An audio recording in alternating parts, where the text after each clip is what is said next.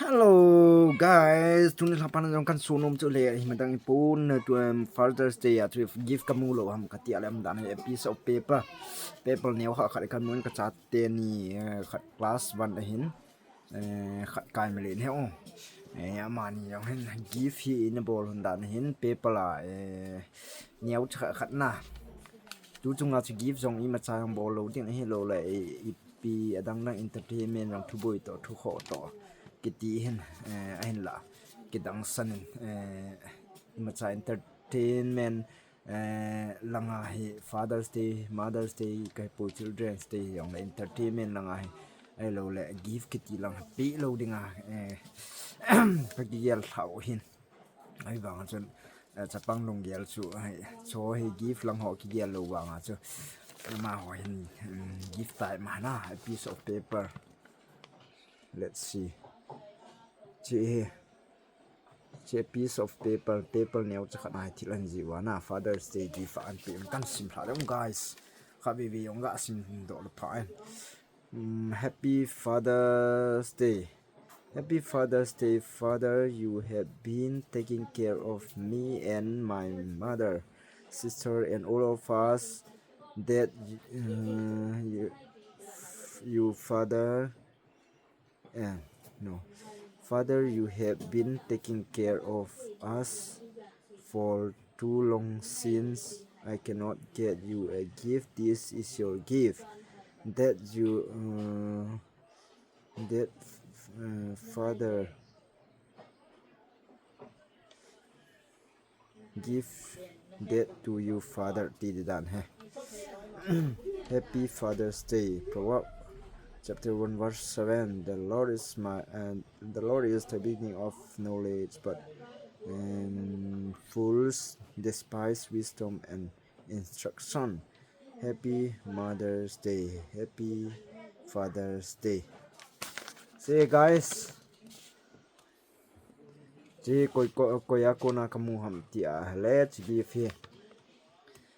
cái mình na cô na he chỉ ăn gì he nal he nam chỉ ăn gì ipi he tu chunga gift la gift to people he ta na ke pa yong me sa ten long pa te ni khu hi an gel do thijin a chu ten le ima pizo hi zong le khape neo khan zong le pa atil khowa pa chunga ki pa thu an se thil phata hin na aban ten le bang gift cho na ding hi Father's Day hung khun ki tem le gift cho na ding hi ken ka ki pu da ka pi a hoi thim khai ki cho lo ka ki cho sa lo la hi thi ta pui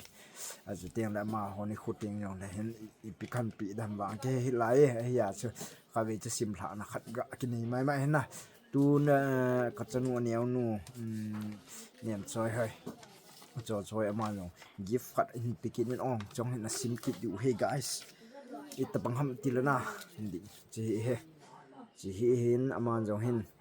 tu chunga chu dukan hoi ke hong lo chu ten le gift cho na dinga upai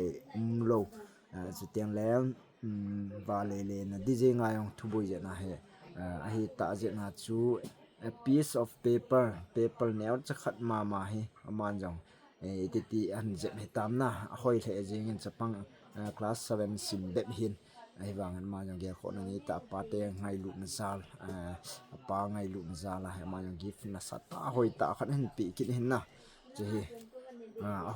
hoi mo pui ti wang che hi pun chapang na aga agel do thi se yong cha na sal the jing ti hin tu ai he ta khana hong tin sunga wang i pim dam wang khelo ji chu ma kho ta an sim he chi i pi an ji tam na ibi dinga lang chu na pen kin ong chi vevo chi an ji he na mu the ngai mo lai wang cha lo the yang na tun tha chu ti na chu ade banga chu kan vet sa the lo yong le no mo sa hi vin nang ipkgm to ha kha ve sim thlang ka teo. That you are my hero, my role model. Ti he headlight chan chun tin cha he anoya ji le happy father's day lo father day and ti he ai pe le hoi mama ji nge choi thil thupi thil lo pi khat hin na dam lai sunga he thil thupi athupi eketi yong le thil thupi sanga chu kingailut na hi lo le ki khutu na ai lo le ni khu khat gel do na cho ki pi hi go lu khat hin na kenang hoi ta kan ki koi di hin na cha be tang cha ajep hoi chu gim nei lo ha cho yong han sip he kachanu the tu chunga class one asimin ama he le distinction na le khawang hoi kan hai thimin he le ama he distinction langai hung ji hin tu chunga aman chi hi khot ta yong han sip hin as teng le idea hoyong ve idea hoi hon nal the jing chapanga sip ding in na ni cha bang gel lo the yong chi ki thangat pim ta hen ma yang pathin phathei bun tin ka ki pai cha ten long pa te ni khu ki hon ading banga man na hen na man lo na hi jong le thuboi to ki tu je na ading banga ki mang the lo hitan ai lo le chini sunday ni a chini tham ni tha hi thu bui na ka pu pilanga bon ipp total shutdown hung hin tin hi cho wanga chu ama hon cho hi na sata ki gu na ne hin tin thil hoi thil pha chu cho hi ai je nge ke ding in give na sata hi guys veo kin nei mo velin vet sa kin ni thil hoi thil thupi ta ki pi lo jong le thil khat chu igu na hi le hoi hi le alo thing nge igun se lo thing nge ti hi cha te a ko na mu the hin na ai ki pa mi se di yong ka he be se pun ji chu kingailut na kiti hi thupi pen he bobin ki khutu na kiti hi thupi pen he bobin ama hon jang gi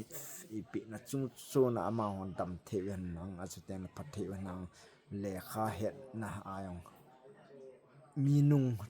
mi dung chan phajo han nang na a chu ten le pathin phat the bu na wang bu na chang taw hana a chu ten le ama hoyang adi dia bible chang ho han jaw sa na ki pam phle jinge pa te bible sim khalo hoyang he bible chang kha kha yang in tho ji bi ki pa me chan chu tam te